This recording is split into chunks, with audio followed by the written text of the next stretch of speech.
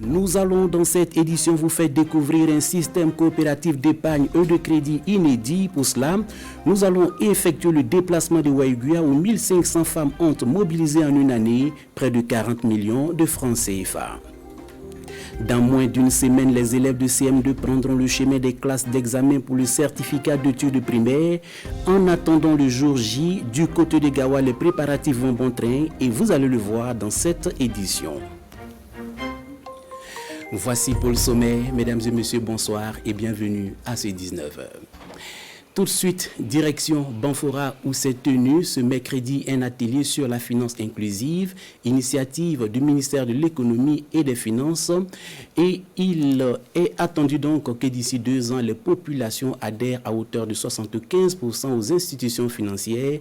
Hassan Gourabou, Ali Traoré, reportage.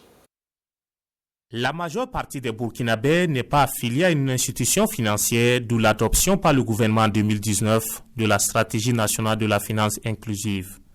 Une façon d'impliquer les populations dans l'atteinte des objectifs en matière de finances. Il y a beaucoup de personnes, beaucoup de Burkinabés qui ne possèdent même pas un compte et qui n'ont pas accès aux services financiers. Bancaire d'abord, ensuite la microfinance est venue, il y a encore des exclus. Donc maintenant, il s'agit d'inclure tout le monde en travaillant cela.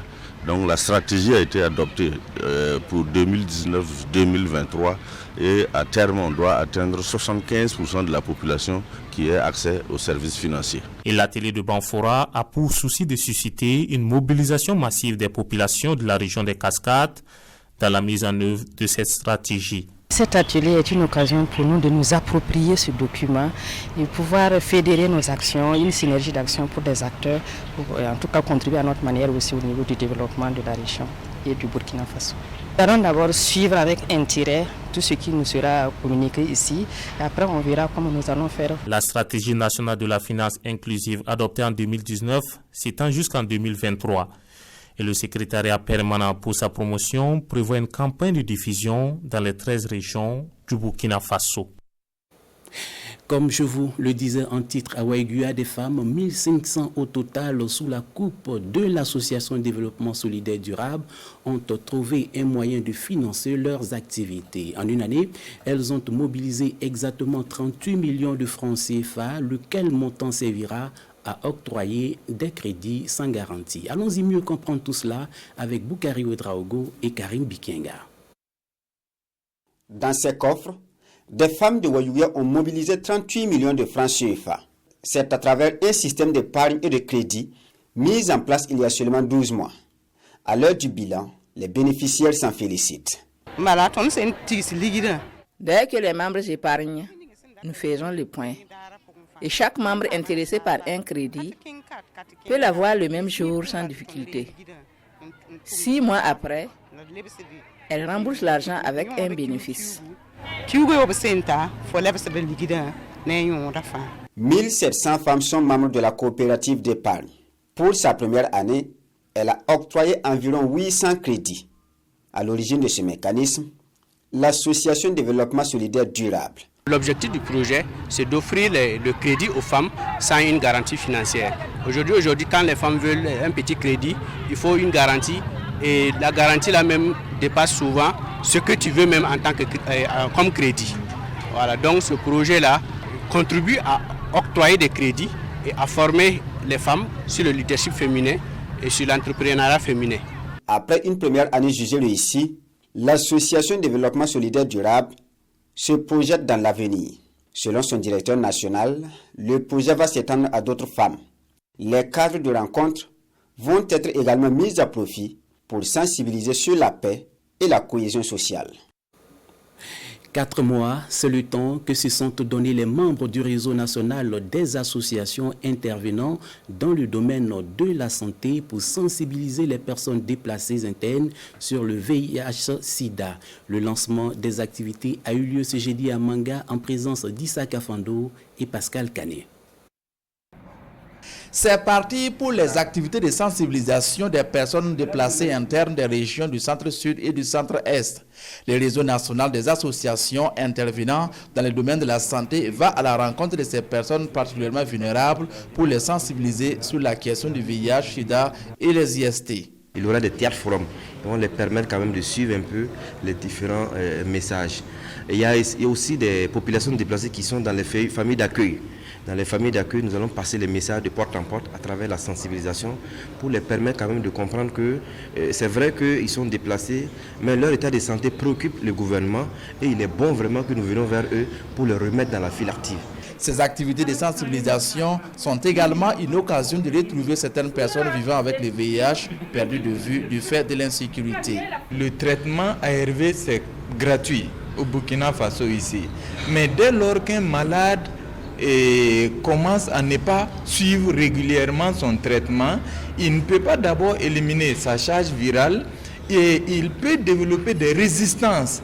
Donc en ce moment, il faut peut-être aller à des traitements de seconde ligne qui sont encore plus chers. Imaginez quelqu'un qui s'est déplacé, qui n'est plus chez lui et qui contracte encore le VIH-Sida. C'est le comble du malheur. Donc nous saluons réellement cette initiative de sensibiliser ces personnes-là. Les activités de sensibilisation du réseau national des associations intervenant dans le domaine de la santé vont s'étaler sur 4 mois. Le réseau espère toucher au moins 3000 personnes déplacées internes dans les 2 régions. Parlons toujours de santé, mais cette fois de don de sang, et c'est à Gawa, dans le sud-ouest.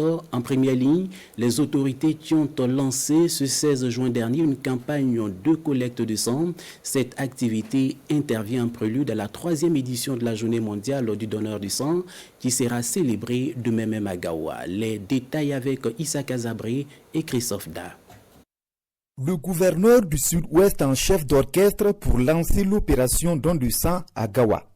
À la tête d'une délégation d'autorités et de leaders communautaires, Emmanuel Zongo se prête à l'exercice de don de sang.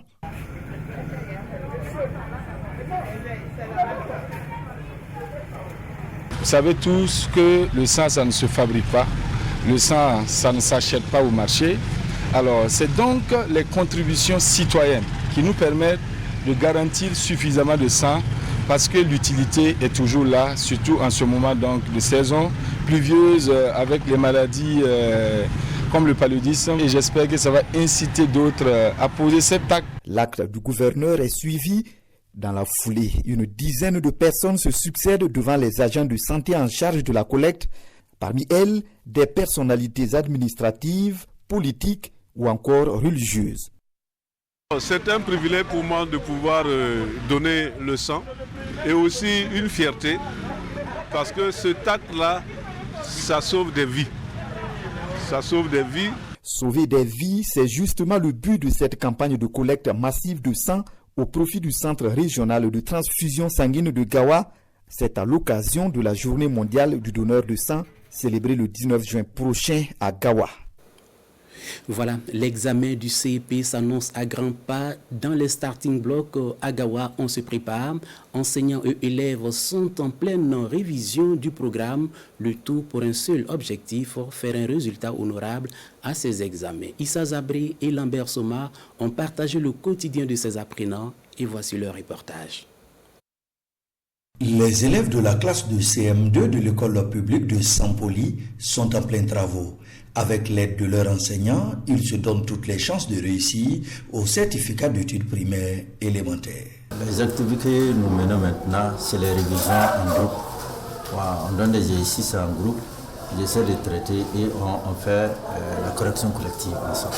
À quelques kilomètres de là, c'est le même constat à l'école primaire publique d'ici, la Lara. Le titulaire de la classe est en pleine révision avec ses élèves. On a fini le programme depuis fin avril. Et après ça, ce sont les révisions. Les révisions sont axées sur tout ce qu'on a vu, à savoir le français. Ça peut être en calcul, en sciences naturelles et au niveau en histoire géo aussi, en éducation civique et morale. Les élèves se disent confiants quant à leur réussite au CEPE. On fait les devoirs, les exercices de groupe et les exercices de maison. On des livres. Parce que les livres ne sont pas potables. Mon matière préférée, c'est science. Parce qu'il y a beaucoup de choses à comprendre dans science. Oui, j'ai beaucoup appris. L'année scolaire s'est déroulée sans mouvement dans les écoles primaires de Gawa, mais certaines difficultés sont soulevées par le corps enseignant. Les fournitures qu'on nous donne ne sont pas de qualité. On n'arrive pas à bien mener nos activités. On nous donne de la craie qui est de mauvaise qualité.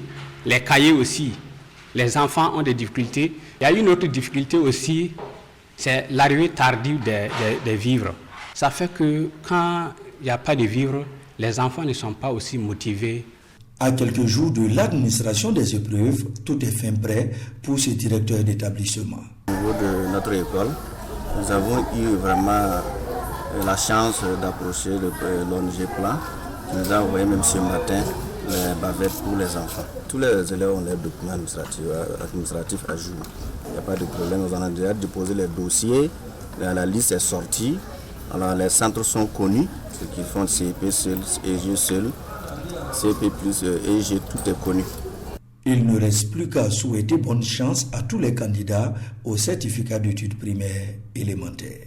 Voilà donc, tu es bien dit, bonne chance à tous les candidats. Des artistes burkinabés solidaires du drame de Sol-An, de Ouagadougou, ils ont laissé planer les mélodies de leurs chansons sur cette localité frappée par une attaque terroriste. Le concert de soutien a eu lieu le 15 juin dernier et il s'est agi pour les organisateurs de collecter des fonds pour soutenir les personnes déplacées de Sol-An. Rasmane Zoundi, Vincent Kendré Biogo ont signé ce reportage.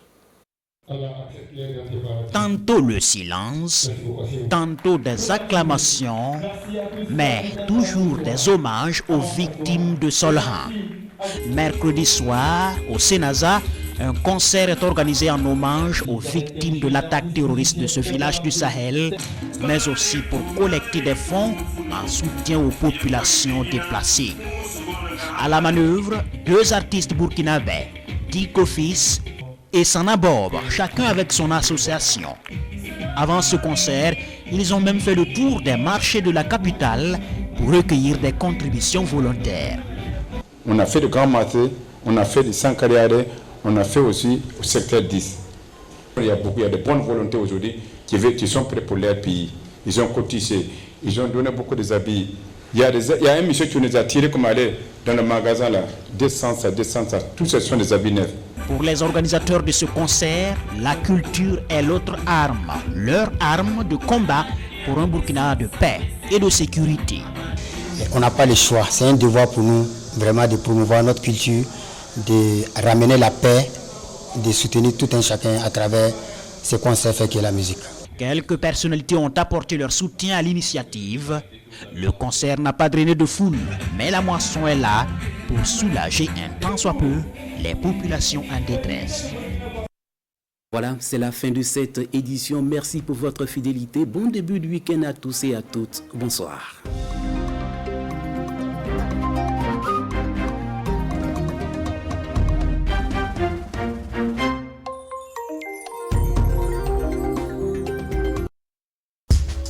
En joie.